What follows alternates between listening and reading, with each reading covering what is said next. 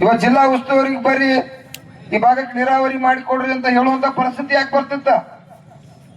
ಇವರು ಹೊಲಸ ರಾಜಕಾರಣ, ಈ ಜನರ ಮೇಲೆ ಪ್ರೀತಿ ಇಲ್ಲದೆ ಇರತಕ್ಕಂತ ರಾಜಕಾರಣ, ಈ ಜನರ ಮೇಲೆ ಗೌರವ ಇಲ್ಲದೆ ಇರತಕ್ಕಂತ ರಾಜಕಾರಣ ಇವತ್ತು ಈ ಪರಿಸ್ಥಿತಿ ಒಳಗ 3 ದಿನ ಯಾಕೆ ನಾವು ತಾಪಾಗತ್ತಪ್ಪ ಅಂತಂದ್ರ ನಮ್ಮನ್ನ 31 ಜಿಲ್ಲಾ ಗುರುಗಳನ್ನ ನಮ್ಮನ್ನೆಲ್ಲ ಮುಖಂಡರ ರೈತರು ಕಾಯತಾರ.